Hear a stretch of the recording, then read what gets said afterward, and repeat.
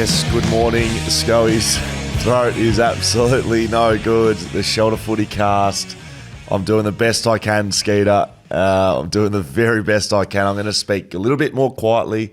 My throat feels like I've been working too hard. Hello, Skeeter. Good morning, Scully. I'm not sure whether you've got COVID, laryngitis, or you've just impersonating Al Pacino, but you've got nothing in your voice. It's just a pathetic effort on a Monday morning, and we expect a bit more from you. Good morning, yes. Plenty to talk about in footy. The AFL head honchos are in town to talk about the competitive balance and all that goes with it. So I saw Laura Kane. CEO's in town, and Laura Kane, one of those. So, yeah, a bit happening on that space. And, of course, the Eagles' new era. Dockers went pear-shaped in Launceston, and the ladder just keeps changing week to week. Shoulderfootycast.com.au. You can find all of our stuff there. Shoulder FootyCast on socials. I heard, little birdie told me. Oh, yeah, so one of my daughters or my wife, don't give me this crap. Someone in my family, and you know what? The loyalty factor's not high in my family. They'll throw it under the bus. It actually wasn't one of your family members. Okay. Someone told me that you worked Channel 7 last night. Is that right? Yes. Yeah. Apparently you're calling emus eagles. Did that happen? I can't remember. Mate, we were so rushed because we got to our show quite late because of a few reasons. And apparently they showed emus. Did we say eagles? No, I think we mentioned eagles. In fact, there are eagles on the ground here, but there are emus there. So whoever sent that in. Yeah, whoever your informant is. And you can go and reveal your source. I don't know. Someone sent it into the podcast. I don't know, mate. I don't know. I don't mind. You know what? I cop as many whacks, rightfully so, but that one's not right. But anyway, that's okay. We both had big weekends, and back here and looking forward to trying to work out how many tips we got. Very good. Thank you, Skeeter. It's good to be with you, mate. Let's get into some of the bigger issues of the weekend. Overall, we will talk about the game, but it was a big weekend of footy in West Australian footy last weekend. Maybe that's why my throat's done. It was a bloody big week, wasn't it? It was. And look, I suppose if you're looking at the Eagles, the way the Adam Simpson farewell was handled, I think as it played out on the day, it looked good. I thought we had a discussion on radio beforehand that a lap of honour would have been probably more justified, look better than tossing the coin. But look, Adam Simpson may well have said, and this could be the ambulance going past to pick you up and take you to hospital. So I would suggest that it was handled as well as Simo said. Look, I don't want to go do a lap of honour. Get me out there, have a chat, toss the coin, come back. I thought it was pretty reasonably done by all concerned. Of course, both parties agreed to it. And the fans, they loved it, which was a nice touch on a decent day of footy. Do you think Charlie Cameron's in trouble for that tackle? I hope not. He's going to have to be, mate. Where's the sling element to it? There's none, and I couldn't agree more. It's not something I want to see out of the game. It was a strong, hard tackle. Liam Duggan, good friend of the family here. Of course. It doesn't matter who was the recipient of that tackle. I don't think he deserved to be penalised. I can't see him not getting a week for that. Why? What did he do in terms of? We're talking about dump tackles, sling tackles. Does it come under that category? I think it comes under the category of he was concussed.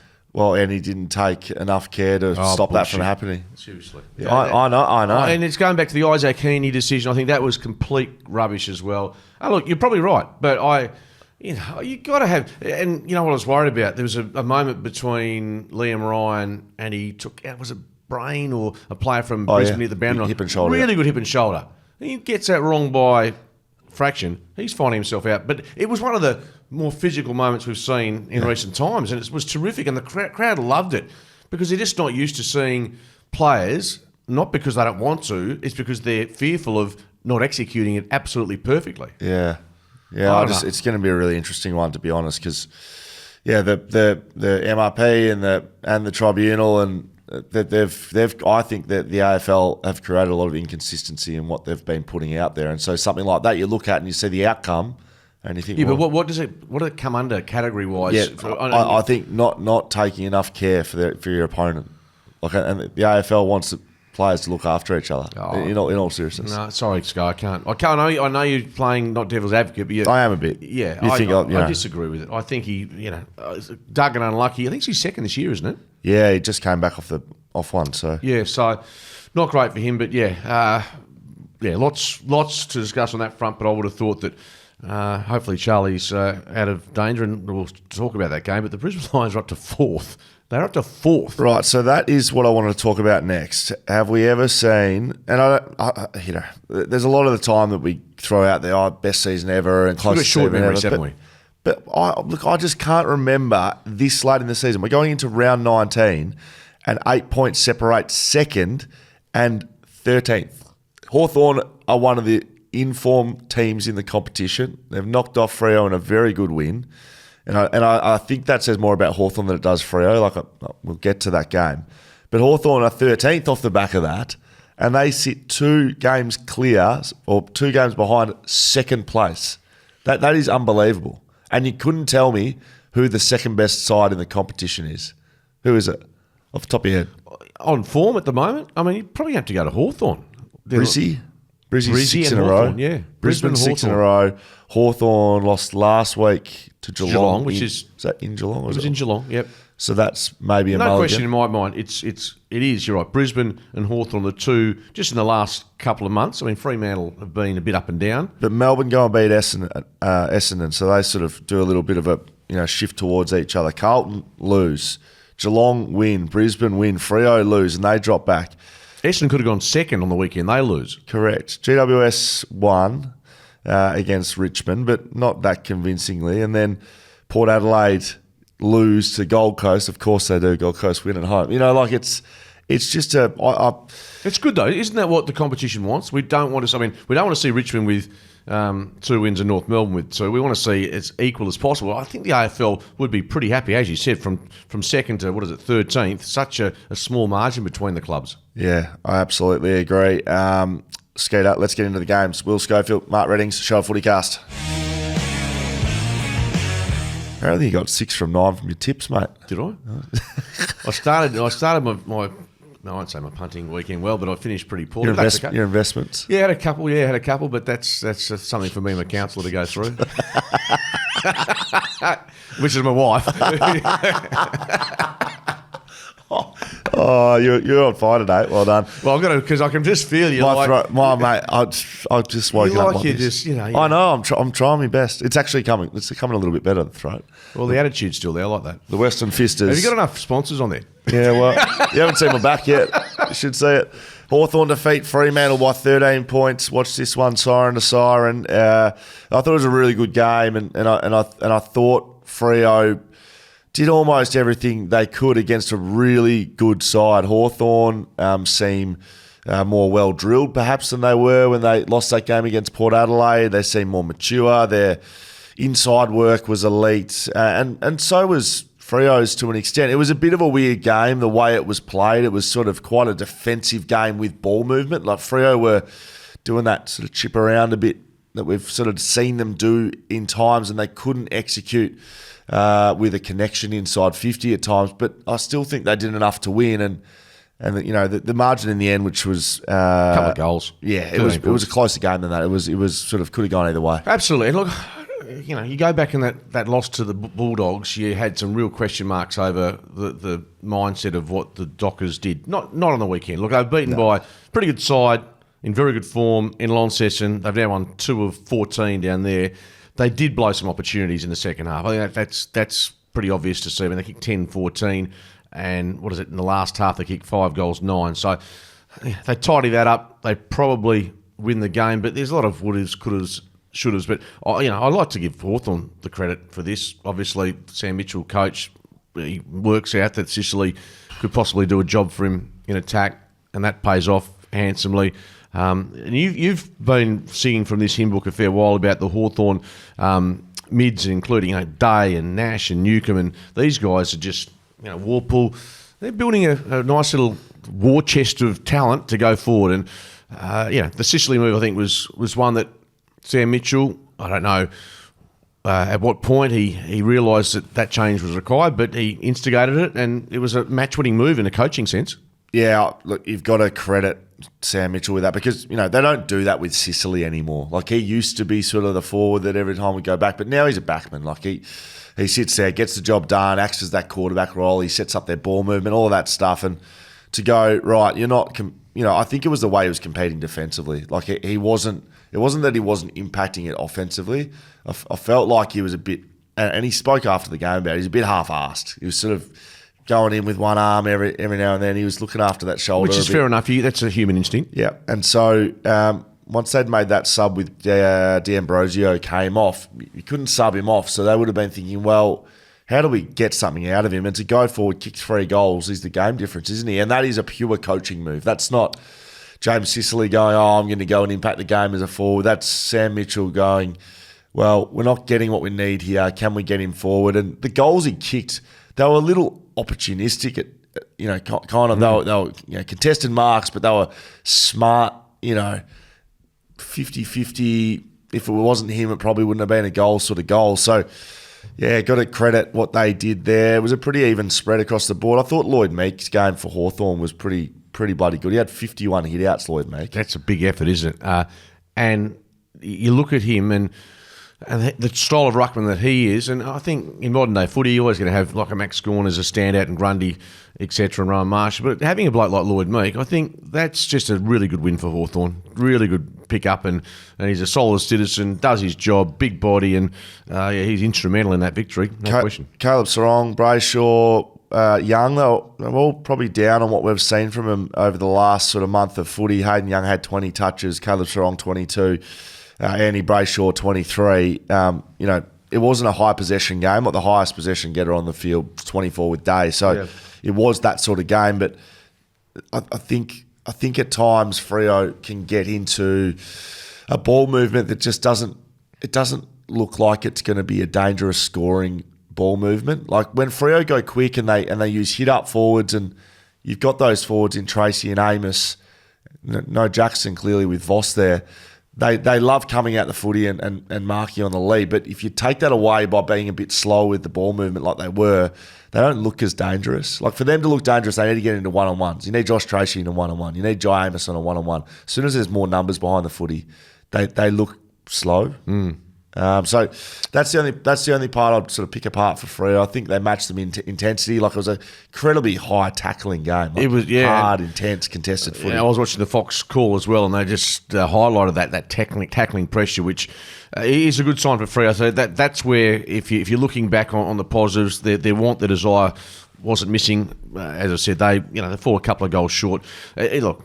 In the scheme of things, though, it brings into sharp focus now what they need to do in 5th position to get themselves a top 4 spot. They've got Melbourne, the Eagles, Essendon, Geelong, GWS and Port Adelaide to come. Right. Of which, I'm guessing... 3 are at home. You're probably going to want to have to win 5 of those... To finish top 4? To finish top 4? Yeah, close enough to it. Yes. So you'd think that they win their home games, Melbourne, West Coast, Geelong. And Port.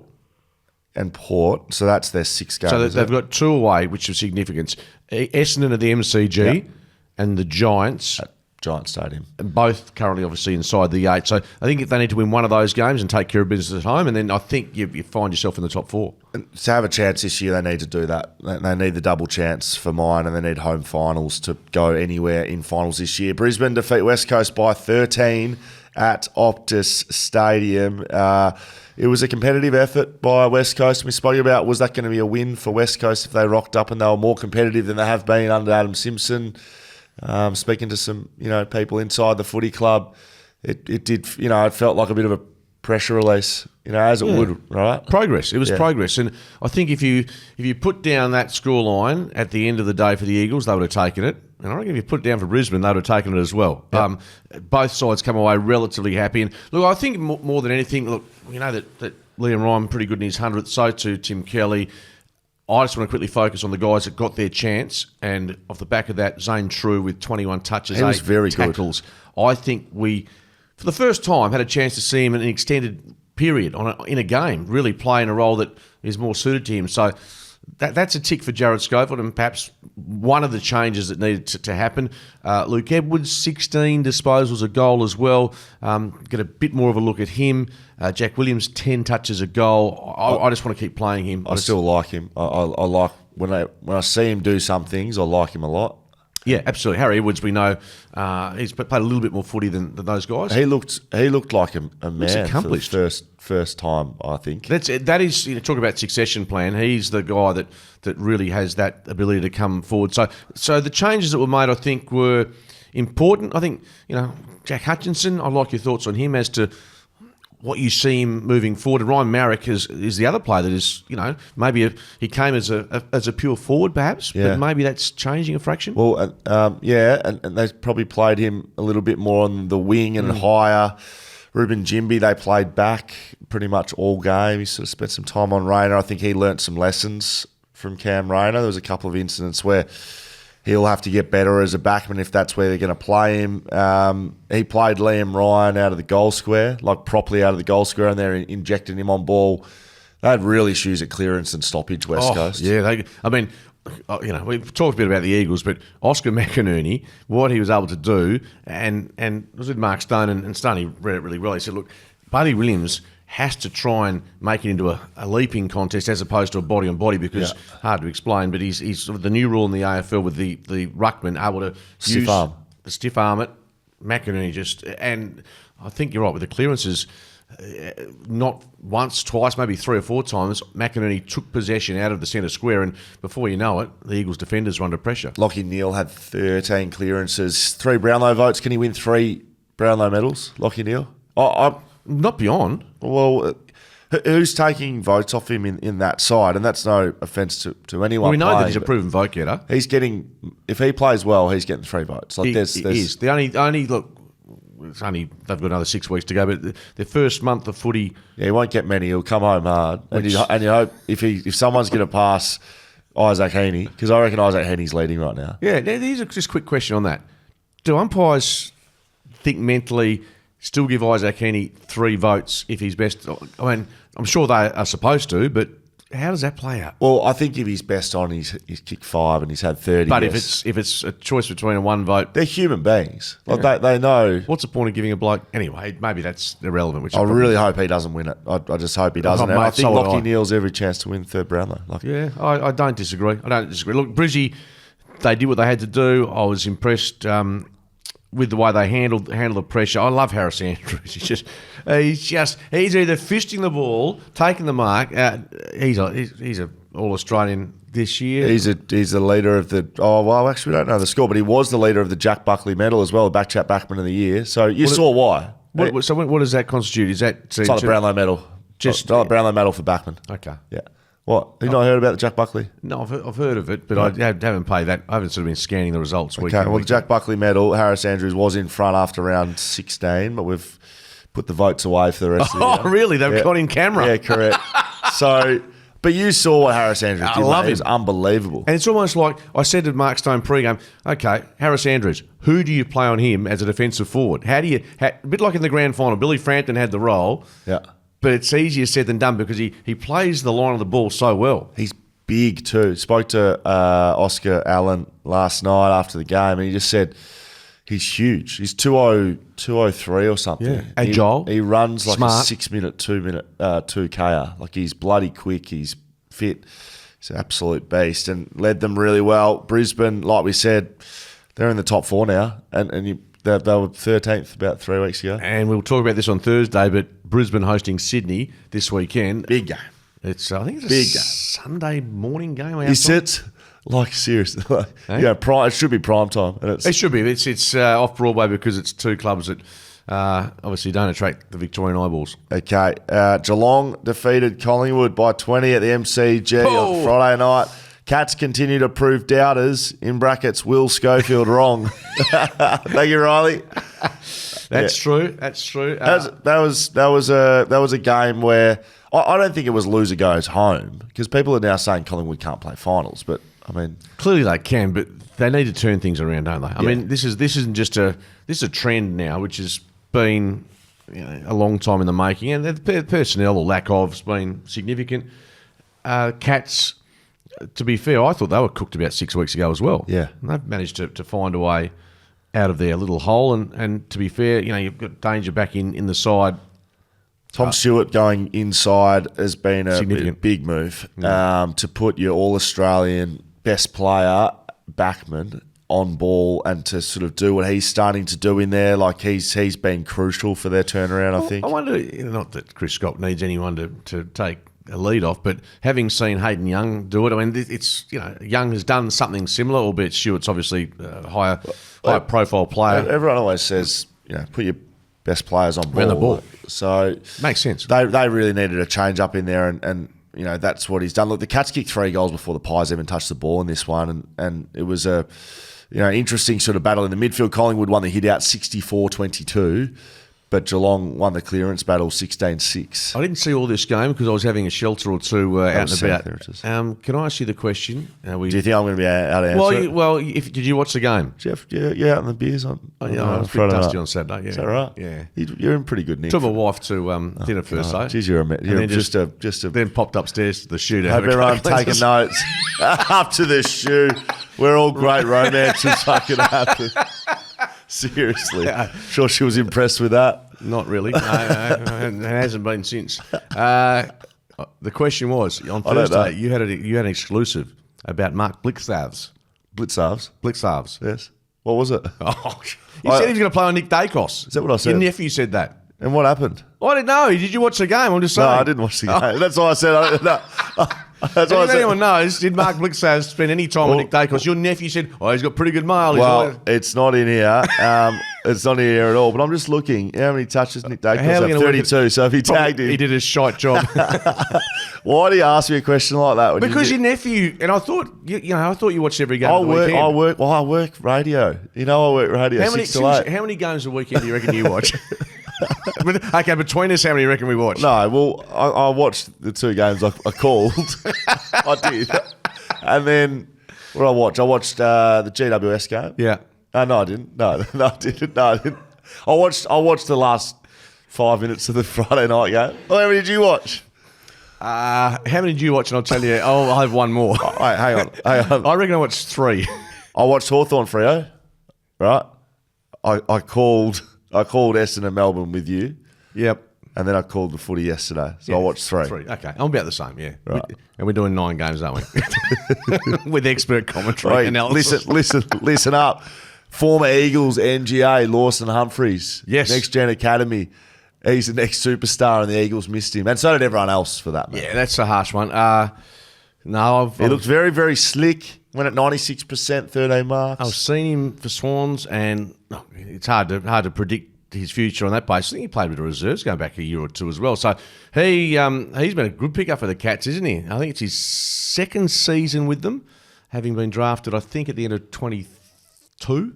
I stand corrected, but yeah, he's been terrific, and it's that bringing in someone young with energy and excitement like him. After his first game when they beat the Bombers, he came off the ground having selfies, like his attitude. The thing that I did see, Skeeter, so I may not watch all the games, but I do keep up to date with what's going on socials. Yeah, me too. I'm all across that, yeah. No, you're not. I do keep across it. Jeremy Cameron, after the game, was asked about the matchup with Isaac Quainer. So Darcy Moore, the captain, didn't go to the best player. Why is that? You call for that. Yeah, and so I thought it had to happen. Darcy Moore's a good defender, and go and challenge him and play on Jeremy Cameron, who really, with no Tom Hawkins in the side, he's the guy that can win or lose the game for you. So he kicks 3-3, has 6 shots on goal. And to be fair to Quainer, he's a really good defender, but that's not his role, a lockdown, taking on your he gave up 15 centimetres. He's a small defender. Yeah, exactly. He plays out. He often we know that his figures last year about his winning 1-on-1s, and just he's had a super. But that seems a really strange matchup. Jeremy Cameron post game said, I saw him coming towards me and I licked my lips. I thought this is a beautiful matchup. So that says all you need to know. Whether or not Jeremy Cameron even had a good game, he kicked 3-3, 6 shots on goal. But if you as a forward are rubbing your hands together, going, this is the matchup I want, I think you've already lost, regardless. Not the game, but the matchup, the mental battle. If you get Jeremy Cameron thinking, geez, I'm going to have a good game before this one, that's not where you want him to be. You want him going, right, Darcy Moore on me. If he saw him walking towards him, I guarantee you Jeremy Cameron goes, gee, this is going to be a hard day. So I'm not quite sure what they're doing there. But I will say I didn't see any of this one. So I don't know what happened in the game other than the stats. But I find that interesting that Darcy Moore didn't go to him. No, it's true. And look, that's been a theme with, and some questions, given that he's not in great touch, that he's not going to the best forward and continuing to play that role that served him well previously, but he's certainly not playing the role as effectively. Bloodbath at the SCG. Sydney 138 defeat North Melbourne 59 by 79 points. Complete bloodbath. Errol Goulden just did what he felt like out in the wing. 41 disposals. 738 metres gain, if you don't mind. Chad Warner might have just put his hand up for a couple of little Brownlows. He's going to challenge Heaney, hopefully. Like I'm hoping he's going to. 31, and he had 5 shots on goal. 2 goals, 3. They had a bit of a day, Sydney. Yeah, it was coming, wasn't it, after 2 tight defeats. And Logan McDonald kicks 4 goals, but I reckon he'd swap 2 of those goals for the 2 previous weeks, which it's and great to see him bounce back because hit the scoreboard, because you can, I can imagine you're mentally a little bit flat after what's happened against St Kilda and prior to that against the Dockers. Callum Mills returns. Luke Parker returns. It's not bad to have 2 guys of that calibre coming into your side and making the decision a bit tougher with the finals fast approaching. Luke Parker could be the super sub for the rest of the year. Like he came on as sub. He could be that guy that gets injected into the games because, with Heaney back as well next week, right, he's not getting in that midfield. Like Luke Parker doesn't make that midfield. Heaney, Warner, Rowbottom, Mills, if he goes through there, like there's 4 that he's definitely behind. So he might be, Taylor Adams is going through there as well. So the depth is enormous, and that's what I like. I mean, I've said to you about the Dockers, their midfield, but if they can add a Warner, just having that depth that they've got there, which is, it's so important. And look, they're top of the table. They're going to finish on top, barring a disaster. And if you're Fremantle, for instance, we're talking about top 4, you want to try and get to 3rd. North Melbourne were leading the first quarter for a fair bit of this one, and I thought my investment that I spoke about, North Melbourne to beat Sydney in the first and then get smashed. 3-4 Sydney, quarter time. That's 3-4 equal 22. Correct. Plays 3-2-20 North Melbourne, so I wasn't too far off. But bottom line is you didn't put the investment on. Yeah, so it's a good investment. And it lost. Non-investment, yes. Correct. Western, so I save my money. I'm saving. It's like the Dolomite account back in Commonwealth Bank. Western Bulldogs D Carlton by 14 points at Marvel Stadium. Charlie Curnow kicked 3-7. Wowee. 10 shots on goal. Charlie Curnow probably wins most games for you. So we've kicked their way out of this one. Absolutely. I watched a chunk of this game, and the Bulldogs, they kicked 7 behinds in the first quarter. They were getting a lot of looks. Right. Just couldn't convert. That changed, of course, with a 7-goal second term, and they ended up kicking 14 for the game. I thought they really handled Wiedering early in the game was just intercepting marks after mark after mark, and he was really tough for the Bulldogs to get through. But no, I thought they handled in Paddy Cripps' 200th game. I thought they handled the Blues exceptionally well. Cripps did his utmost in the last quarter to lift them. Kicked a goal or 2, and he was best on ground. He was the guy. 2 goals, 28. He was the guy that really kept Carlton in the mix. But no, that's a huge win for the Bulldogs. Again, how do you read what the Bulldogs dish up? The week before against Port Adelaide, they were putrid, and they come out and perform like they did here. Well, 2 weeks ago, everyone was like Sydney and Carlton. They're the top 2. No one's challenging them. And then Carlton lost 2 in a row, have they? They lost back-to-back weeks. They certainly lost. Lost back-to-back weeks. Back-to-back games. Yeah. When you say Carlton's number 2 seed, I think Sydney number 1 clearly. Outside of that, you could put 4 or 5 teams in that category. I think 3 weeks ago, we sort of sat here and said, we know what the top 2 are. What's everyone else doing? Now, we know what the top 1 is.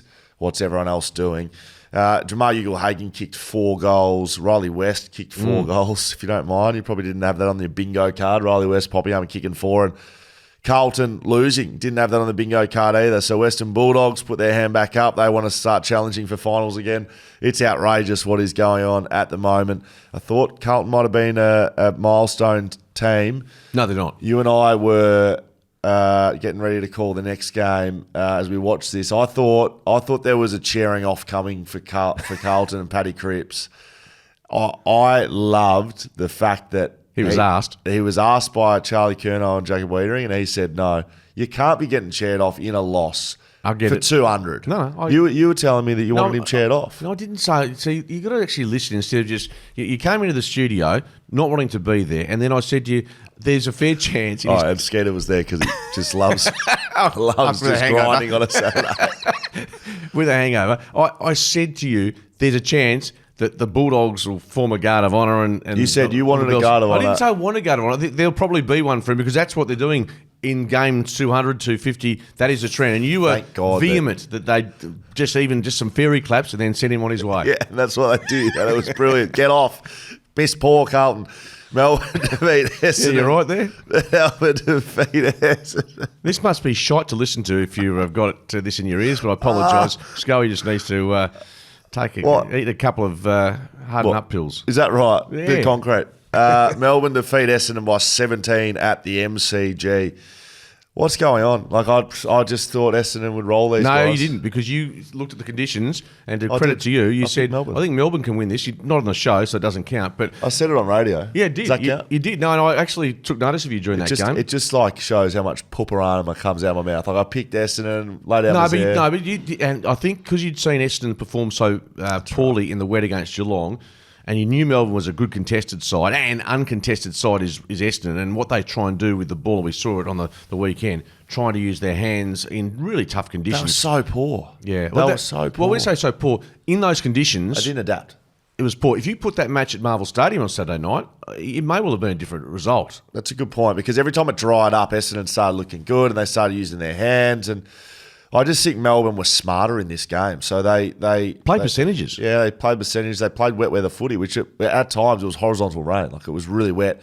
And I'd be so disappointed if I was Essendon or an Essendon supporter with this one, because they weren't tough enough. And to lose a game because you're not tough enough, that's a real warning sign for finals. Because when it gets tough is in finals, and they didn't play a finals brand, and they couldn't adjust either. Yep, no question. And I thought, I was calling the game, and I remember saying after about 6 minutes, Trent Rivers, how many touches has he had? He was enormous. He was sizzling. This West Australian young man who's gone across as a defender, essentially. I think since Christian Petrarca has been injured, he's been given more role in the midfield, and he was, in my mind, disposals. In my mind, best on. Yep. I've got my Frothtown player, which I'll mention as well coming up, but that's a different player. I thought the Demons, I still don't think they can challenge. Don't think they've got the game to challenge deep in September.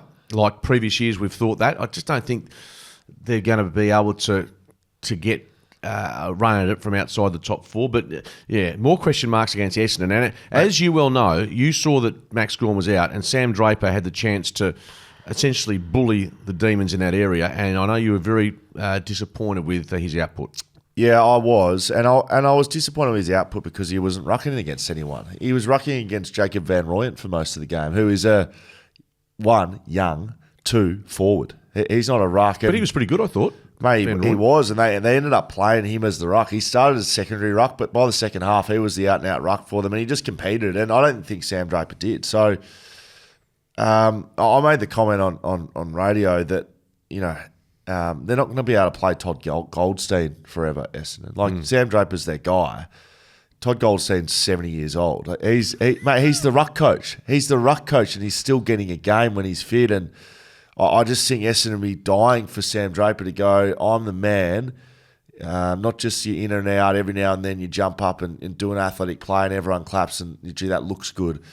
And he's old enough now to be dominating games. And there's no bigger game than against Melbourne, in a game that you're going to go and jump up the ladder with, to dominate against no ruckman, and he couldn't do it. Yeah, and look, what we found out, just moving forward, if you see Essendon play at Marvel, I think you can have a fair degree of confidence. Mind you, they beat Collingwood at the MCG the previous week, but... How many finals at their old Telstra Dome? Very true, but also, just bear in mind, if there's any sign of rain when you go to the races, there are some horses that run well, they're called mudders, and the ones that don't... well, certainly Essendon are in that category. How do you go in the rain? What are you, a mudder?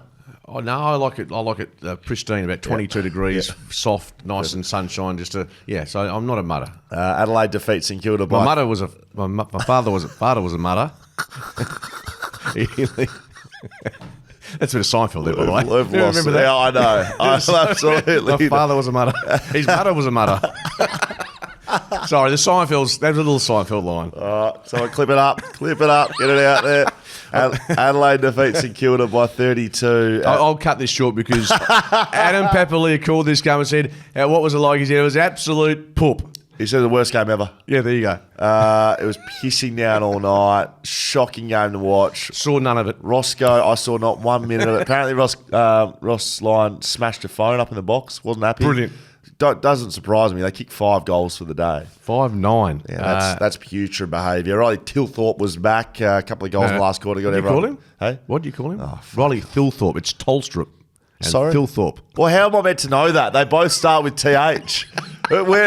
Where's the guide? How am I meant to have a fucking conversation with Riley and his parents? Well, the reason I say Tolstrup is because his father came up to me at a waffle game and he was very nice about it. But it's obviously a European name. Fucking up my son's name, you idiot. Oh, he said it. Yeah, he meant that, but he said it in a far more polite way. So it's what? I think it's Riley Tilthorpe. How many THs do you want in your name? You wouldn't want to be Ida Buttrose with sort of that lisp, would you? So it's Tilthorpe. Tilthorpe. Gets stuck in your mouth, doesn't it? It does. Well, he's back, so that's going to be exciting to call him over the next few weeks. Jordan Dawson. What about him? Best on, according to what I've read here. Gold Coast. Why did you just say his name? This is debauchery. Because that's. I mean, I haven't seen the game, but Gold Coast, shut up. We're done. Gold Coast defeat Port Adelaide by 14 at People's First Stadium. The Suns continue to be undefeated at home. Are we surprised? No. No, they're like Lions at home, Lambs away. They, as Harwick said, grew the F up during the week and right. And they did they, or did they grow up? They did what they were supposed to do. Look, can we make a case for them if they can win an away game? They're a game outside the 8 with a better percentage than Melbourne. So that being said, where are they playing next week? I was going to say they're playing the Giants. So they need to win one of these games away. Play away. Probably one of their. In fact, they were towed up by the Giants earlier this year. It's give me a big game against Brisbane at home for them. Like if they can beat Brisbane at home, they've got 2 away games at West Coast and Essendon. Can they win one of those? Well, the Gold Coast West Coast game is their Friday night footy here. Yeah, here So that's the one that. But no, you expected that from the Gold Coast Suns. So no Chuck Miller, so that raised a question or two. But Port Adelaide were cruel to hit here by injury, Scully, and watching the game, Todd Marshall went down, Zach Thatcher was hurt. Right. They had a few injuries, so I thought they were reasonably brave, but they're tough to beat up there, as you know. And the likes of Anderson, Collins in defence, always he would have been figuring prominently in your absolutely top fiver. He is absolutely top fiver. He's an absolute gun. GWS defeat Richmond by 24 points at the MCG. Tim Taranto knocked out in this one, which is disappointing for Richmond. And look, GWS didn't win this one by 10 goals like we probably thought they would, but they get the job done at the MCG. Yeah, they'd be happy with that.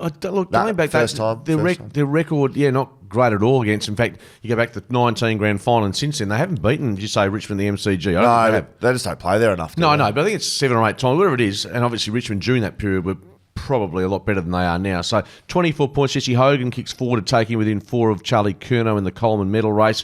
The Giants, they are the sleeping Giants in my opinion. Toby Green starting to.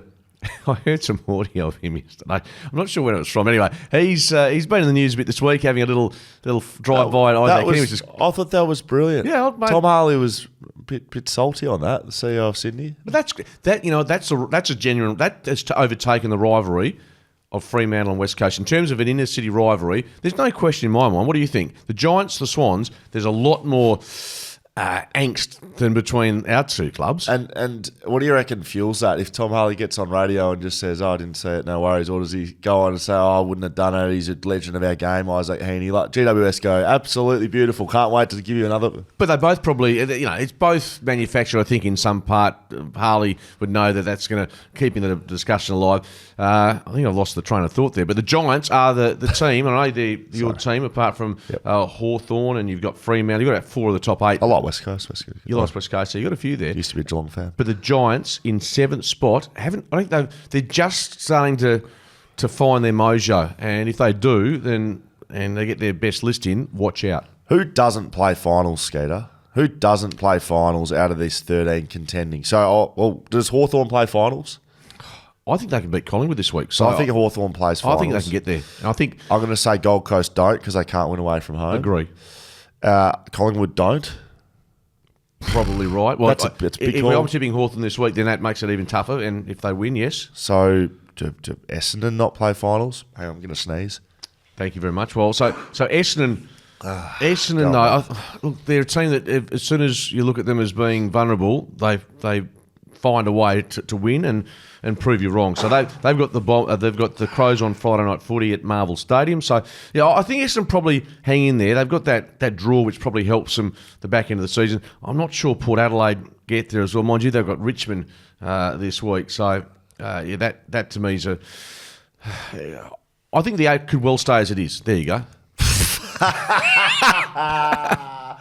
How's I feature on Mediocre? Have you seen that before with Nathan Brown? It's very good. It was from this show. Was it? And I think you asked me whose list is, would you rather, North Melbourne or West Coast? Yep. Did you do that? I think I asked you that. I can't remember. We can't remember lots of stuff. It took me a minute to answer, and then I haven't actually seen it. I remember bouncing back and forth and going, North Melbourne, I really actually, yeah, blah, blah, blah, blah, blah, blah. West Coast. And yeah, got on Mediocre, which is just a shite-house media operation, as in like... So what do they've used that, is they? Yeah, they clip it every week. It's brilliant. They just get all the stuff-ups from Media of the Week. So they basically come to this show. Yeah. I see, mate, boys, you might want to tune in a bit more regularly to this one. Hey, Ski, that's all the games. Will Schofield, Mark Redding, Shot of FootyCast. What we frothed on this weekend, Skeeter, thanks to Frothtown. We've got a big shelter tent down there that we're making sure you get down to. It's a huge weekend of beer, booze and good times. It's on August 23 to 24 at Claremont Showgrounds. You can get your tickets at froth.town. What did you froth on this weekend, Mark Reddings? Well, given the commentary that I did, I was just loving, in the wet, the work of Cozzy Pickett. He was my Frothtown man. He was so clean in the wet, kicked a couple of goals, led the Demons to a victory. I'm not sure what his contractual status is, but if put it this way, if the Dockers, who are desperate, I think, to get a small forward of his ilk to the club moving forward, I know there's the talk about Warner, etc., but I think Cozzy Pickett would be a pretty handy pickup if he was ever to leave Melbourne. I thought you were going to froth on Nick Martin kicking 4 goals. I thought that's what you... I left that clear the other way. I talked him up, Nick Martin, because he was easily their best player, I thought, Essendon, and he was clean in the wet as well. I just thought Cozzy, with his score involvements and what he did, and they won the game, I thought he was... it's just what he does, opposed to what other players fumbling in the conditions. He was one touch, and I just thought he was... I frothed over his performance. I frothed over Liam Ryan, Skeeter, in his 100th game. He looked back to his best, and whether that was... so it's a bit of a full circle moment for Liam Ryan. Jared Schofield got him to Subiaco. Just was such a shy kid when he was there. He didn't want to talk to anyone. He just wanted to play footy. I interviewed him, I think, and when you do the interview, you've got to use your questions as well as the answer. Yes. He was just such a quiet individual. He still is, mate. Yeah. Well, not around you guys, he wouldn't. No, but just to see him do what he did, I thought he was back to his best. He kicked 2 goals, had 21 touches, 9 marks. Played in the middle at times. Yeah, they couldn't get a clearance, so they put Liam Ryan in there, and in he went and sorted it out. So... yeah, I was absolutely frothing what Liam Ryan put down in his 100th game. So good work, Liam Ryan, and he looks back to his best. A little bit of a drive-by for Willie Rioli as well. He made his way over. You saw that scene next to Adam Simpson. Yep. Yeah, so look, he that was off his own bat. He wanted to come over and show his appreciation for the footy club and specifically Adam Simpson for what he's done for his career, which I thought was pretty special given he's still on Port Adelaide's list and he's got a final season, coming up. But that says a little bit about Willie Rioli that probably people don't get to see behind closed doors. Skeeter, I'm pretty close to... you're just about... Just see the... I'm just going to ring up Royal Perth and see if they can find a spot for a bloke with a man flu. Questions and comments from our audience. G'day, Scully and Skeeter. Got a bit of a rant coming. That goes about... That's longer than War and Peace, that email. All right, listen how quick I'm going to read it. I'm going to do it well. The media over the last week has been an absolute joke. Players are getting called out and might be dropped either back to the waffle or pushed out of the club depending on contracts. Simo is gone. It seems journalists, presenters, etc. are happy to have their 2 cents, but why aren't the products they produce more scrutinised? Oh, God, this sounds like a whack coming for the Shelter FootyCast. Absolutely. They say players, coaches are basically public property, but really so is the media. So what's the difference and why are media personalities seemingly allowed to run free with no regard or accountability? It seems to be one of the only landscapes where the mental health and emotional well-being of players and coaches is allowed to be completely disregarded and ignored. The purpose of their stories is, as Skeet said, to get eyeballs. It's a joke and needs to be looked at. Scully, you defended him, typical Dower stuff, by saying he's just doing his job, which is true. Talking You're talking Mitch Woodcock. Which is true. But if that's allowed, isn't it comparable to workplace bullying, which has legislation to govern it? Harassment is defined as a pattern of behaviour or course of conduct pursued by an individual designed to intimidate, this sounds like a legal book, and distress another individual. So has there been harassment for people like Harley or Simo? Should there be consequences to deter from such shithouse media being produced? I've never heard this discussed, and I'm sick of it. Seeing bullshit articles week in, week out that probably do have serious effect on more individuals than is public knowledge. Love your work from Keely. Keely, who works in HR clearly and has a fair opinion. Look, I think some of that criticism is absolutely fair. Mind you, I think everyone in the AFL knows this is a results-based business, and you're paid really well for the job you do. It is of a public nature, and conversely, trust me, if I make a mistake, for instance, commentating in the Waffle or the AFL, I'll get a text from someone, a family member. So and we deserve to be held accountable, and also for what we say about the careers of people. Absolutely, it does affect them. Keely's a big contributor across BackChat, and I love the contributions. But my view on this is we're too precious as a whole, and that's media, that's players, that's coaches. I think the media should be able to have opinions. They should be able to write opinion pieces, do what they need to do. I mean, as long as it's not, we're talking about this on the field, right? Sexual nature, discriminating on race, sex, religion, all that sort of stuff. I think it's fair game. And if you don't like it as an individual, it's very easy not to consume. Don't go on social media. Don't buy the paper. Listen to Spotify, not the radio. I think we're too precious as a whole, and that's not just players. I think it's the media as well. I think that's what I mean. Any time when Simo came back at Mitch, and look, I'm a bit with you on this. Mitch doing his job, and it's not, if your team is having a run like the Eagles had, I don't think you can ignore it. If you're writing stories and trying to get some answers for the supporters, that it's not stories you like to do. Rather than being top four contending like the Dockers. It's not fun if you're a journalist. I understand what Kelly's saying on that basis, and I think you summed it up pretty well. You've got to have a bit of a thick skin in the business, be it players or the media, and sometimes the media are as precious as anyone. But by the same token, if you're there and they know that they're up for criticism, then you have to wear some of it on the chin if it's justified. I think a lot of the criticism of the Eagles' on-field performances in the last 2 years have been justified. Yeah, I agree. Hey, boys, this is about your man, Skeeter. Your thoughts on Riley Thilthorpe being forced to miss the team song because he had to run laps after the game and he kicked 2 goals. So he came on as sub. Yeah. And then he wasn't in the team song. He was out on the field running laps. That's a bit shithouse. It is, isn't it? From Jeff. Yeah. It is one of the stranger sights when you see the sub. Nothing worse. Having to go. There's actually nothing worse. I think I saw Josh Hawthorn last night having a kick with a couple of Brisbane Lions blokes. Was he? He was. Not a great look. I would have thought you'd sing the song and then go out, but maybe that's not how it's done. Hopefully the sub is extinct at the end of this year, and maybe we just get an extra interchange just as a add-on as opposed to a sub. I'm limping towards the end here, Skeeter. 2 to go. G'day, legends. Wilmer here. Just wanted to know, what is a sugar hit, as Skeeter referred to it as? If West Coast have the ability to play good footy as they did this past weekend, why can't or couldn't they play like this in the weeks previous? You're probably going to say mindset, but is there a coaching difference or something that isn't mindset that makes them play like this?